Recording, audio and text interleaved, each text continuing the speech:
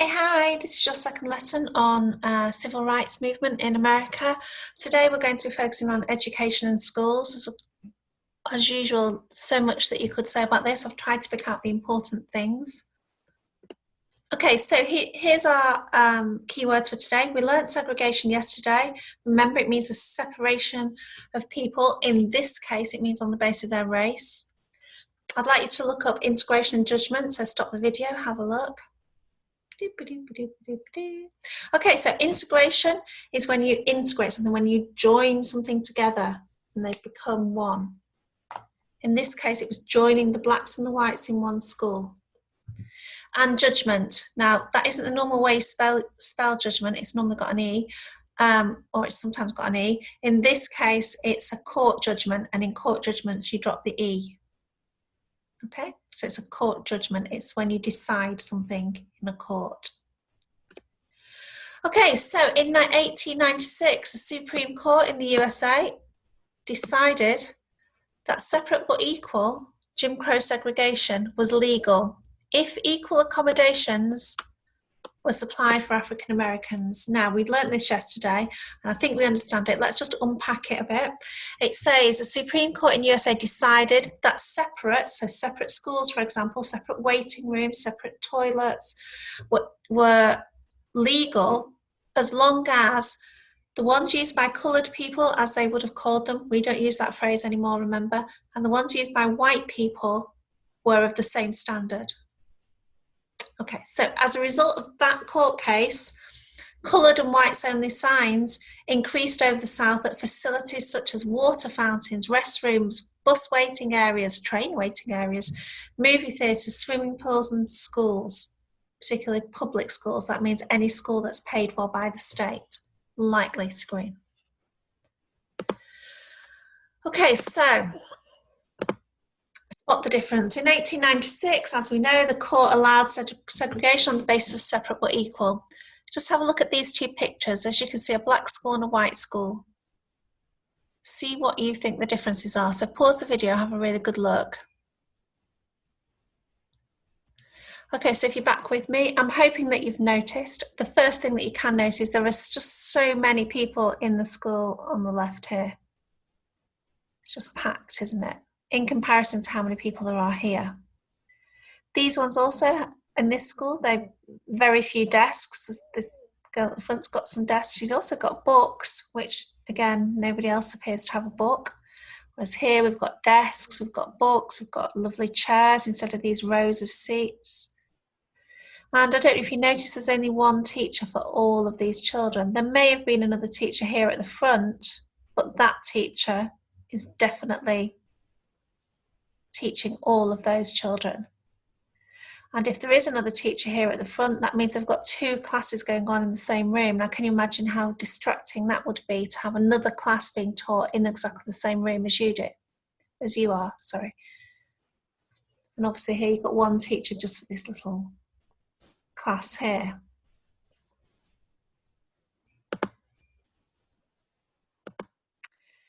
Okay, so in 1950s America, segregation was largely, though not exclusively, a Southern practice. Every state in the South, that's the dark red ones here, required school segregation, and 10 other states outside of the South permitted or required segregation in public schools. So if we look at it, you've got this colour here, this kind of, what colour would you call that? Quite a bit lighter than that red, kind of russety colour. You've got that state there is Arizona and New Mexico, and we've got also Wyoming up here, Kansas is down there, Oregon,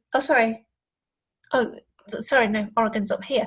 The white ones are where no legislation, so you could, if you wanted to, it wasn't forbidden to have separate schools. So some of those states include California, Oregon, Nevada over here,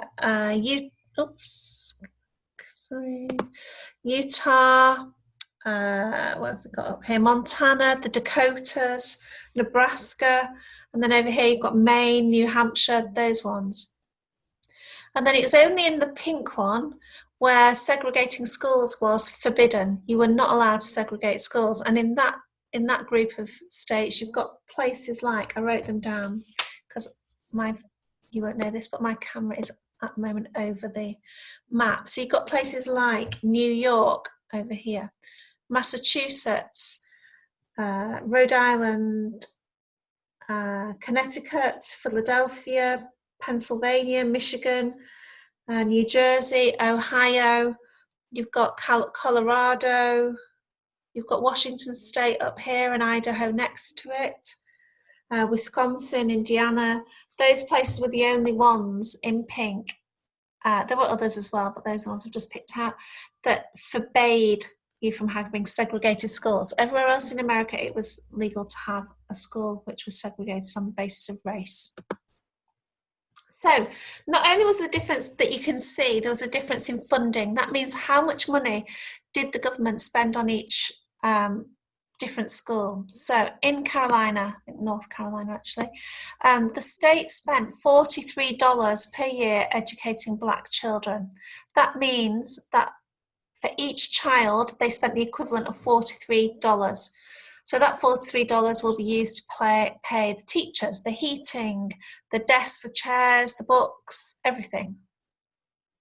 Okay, but in a white school, they spent $179 per year educating each white child. So again, that'll go to the building, the teachers, the chairs, the tables, the books, everything. Now you can see why these children over here in the Black school didn't have very good quality facilities. They weren't spending enough money on them. Okay, we don't need to do this, but add some more differences to your table. So your next bit of your differences would be about the funding. And we know why they exist, because there was no need to spend money on Black people's education according to the states that gave that money out. And I'm sure you can imagine what the effects of that would be. These children who are educated by just one person here, they're not going to get much one-on-one time, are there? There's also no blackboard. I hope you've noticed that for this class at the back here. There's no blackboard. Whereas obviously these people are going to get much more of the teacher's attention. They've got many more books. They've got things they can write in, things they can read. They've got a blackboard where they can share things. So the quality of the education is going to be so much better. Okay, so for mathematicians out there, I've got our maths. Roughly, how much more funding, what percentage more funding do white schools get than Black schools? Okay, so you've got $179 in a white school and $43 in a Black school. So can you work out what percentage that is bigger? Okay, so I worked it out earlier. I think it's about 300%. Because you can keep on adding $43 is 100%, so $86 is 200%, etc. Okay, it's 3 times more. Okay, so does this look equal? These are 2 schools, school for white children in 1930 and a school for Black children. I mean, it's 1930, which is before our time that we're looking at it, but things didn't really change in that time. They're both in the same town. The white school looks like it could exist now. It's a brick building. This school is just a 1-room building. It's got wooden walls. It's got a chimney here, and it won't have central heating. Instead, it has. Can you see this here? It's like a fire. Not with the chimney going up. It'll be very similar to that kind of setup. Okay. So, despite the claim that Black schools were equal to white schools, schools for Black children frequently lacked even the basic necessities. In South Carolina, Black children attended schools that didn't have running water, toilets that you could flush, or electricity. In Delaware, Black students attended a poorly equipped 1-room schoolhouse, while a well-equipped white school existed right nearby. In Virginia, a Black high school at the centre of a court case was overcrowded and was without a cafeteria or a gym.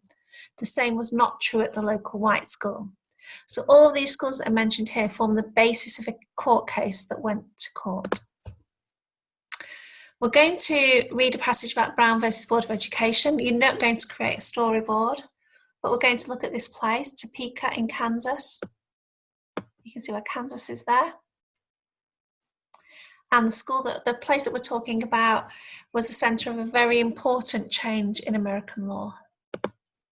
So, Linda Brown, I'm still in the way, more's in the way, was a young African-American girl who lived in Topeka, Kansas. She was born in 1943 and her family obviously wanted the best education for her. There was a good school, Sumner Elementary, only 7 blocks from her home.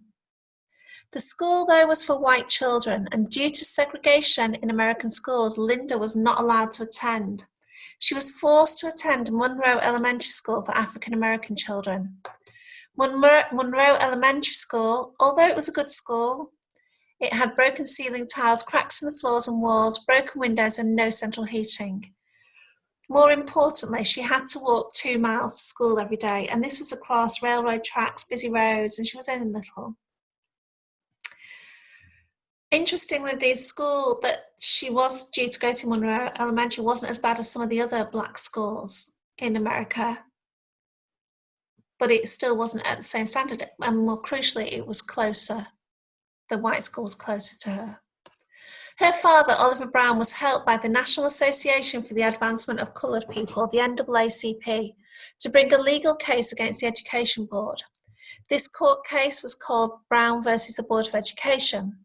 On the 19th of May 1954, the court declared that segregation was against the law and the Constitution of the USA. So it broke the law and it broke the US Constitution.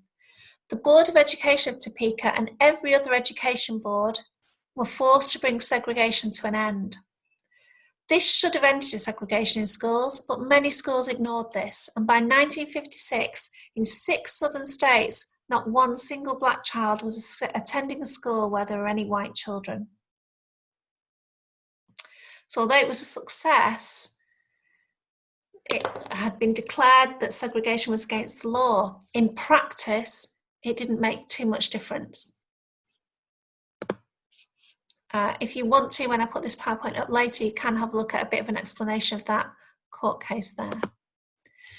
So, however, most schools did not segregate, and the court didn't specify a date by which segregations had to be ended. So if they don't tell you when the segregation's got to end, you can just keep going because the court hasn't told you that it's illegal from a particular date. 250,000 people joined something called the White Citizen Councils, and they were set up to defend segregation. So white people were joining organisations that were set up to defend segregation. They were worried that if segregation was ended in schools, then it might be ended in every aspect of their lives, and they just weren't ready for that. Membership of the racist organisation, the Ku Klux Klan, the KKK, was increased. So this is white people who met up specifically to carry out racist attacks, and their membership increased as a result of this court case. You can see Linda Brown here, and some of the other people that were involved in the court case that they won. Okay, so I'd like you to complete these sentences. This is your first task, using some of the facts that you've already learned, and you can also use the facts above. I only need 2 sentences in this bit. I know this was a victory because, and you might have a list of reasons. Why was it success? And I know that this victory was limited because, so why was it not a complete success? Why was it not a total success?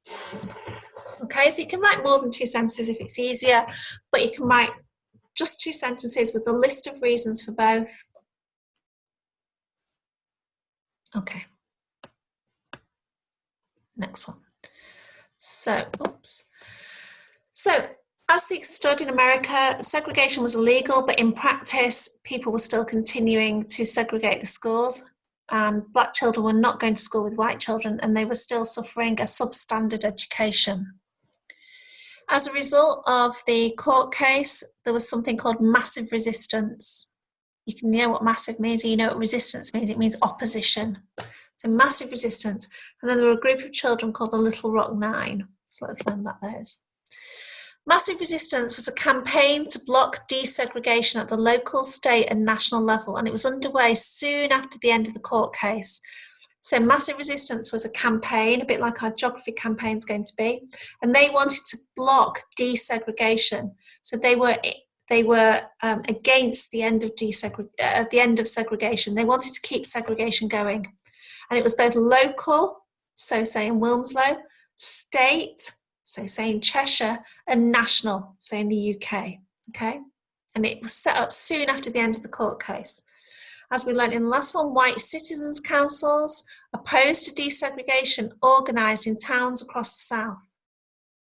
They were composed of white businessmen, civic leaders, and ordinary citizens, and they led local and statewide efforts against public school desegregation. So they organised themselves into like clubs that opposed the end of segregation. In late summer 1956, crowds of angry white people prevented the desegregation of public schools in Texas, Tennessee, and elsewhere. These are different states. And since the Supreme Court's ruling applied to public but not to private schools, some counties simply closed public schools altogether. They set up private schools instead. Okay, so have a think. Why are these people having their photographs taken? Why are they there? Look happy. Well, most of them do. This one doesn't look so happy. Okay, so this is the Little Rock Nine, a group of students who enrolled at an integrated school in Little Rock, which is in Arkansas. That's how you say that, not Arkansas, Arkansas, in 1957. They were the first Black students to join an integrated school. So integrated, remember, means the Black and the white people joining together. Okay? And these were the first people in the country to join an integrated school, where there were already white people there. Okay, so on the 3rd of September, we're reading over here, the first day of school, a small group of African American high school students accompanied by an escort of ministers, that's priests and people from the churches, both Black and white people. And they helped them, but they were turned away from Central High School in Little Rock, Arkansas, by a large crowd of white citizens and armed troops from the Arkansas National Guard. So what happened was that on the first day of the school year in September, these 9 children went along to school, which was perfectly legal, as we know. And they were met with the National Guard, who were a group of people who were sent out by the governor of the state to stop them getting in. So like the policemen, but more military than the police. And a whole crowd of angry white people had gathered to stop them. This is what one of the children, Elizabeth Eckford, said. I walked up to the guard who had let the white students in. When I tried to squeeze past him, he raised his bayonet. And then the other guards closed in and they raised their bayonets. They glared at me with a mean look and I was very frightened and didn't know what to do. I turned around and the crowd came towards me. I tried to see a friendly face somewhere in the crowd, someone who maybe would help. I looked into the face of an old woman and it seemed a kind face, but when I looked at her again, she spat on me. Okay, bayonets are the guns that have the little blades on the end. Okay, so I'll have to re-record this bit because, well, I'll explain why. Television and newspaper reports showing the event drew national and international attention to the issue of school desegregation. Now, the reason I've had to re-record this is because I've tried to show you this YouTube clip, which is from the time, it's a news report that was videoed at the time. The quality's not great, but nevertheless, I can't get my screen and the YouTube clip on, and I didn't realise till I'd finished. So I do recommend that you watch it. It's quite interesting, just from a point of view of watching a news report from the 1950s. It's quite interesting, but it has a lot to say about the issue of the way that it was represented in the press. So the troops, who were the 101st Airborne Division, who were a very important division in the US, they were one of the most well-known groups of soldiers. They fought very valiantly in World War II. They were probably the most famous of all the troops in America. They were sent to defend the children to go to school, and they remained in Little Rock for the whole of that school year, so from September to the end of that school year. After the troops were withdrawn, however, the governor closed Little Rock's public schools, all of them, to avoid this situation, and he closed them for another school year. Massive resistance persisted. By 1964, fewer than 2% of black students in the South attended school with white students. Okay, so this is the last piece of work. What I want you to do is answer these questions. Again, submit it however you like. Type it, write it, photograph it, upload it, whatever you want to do. What I want to know is, who is this woman?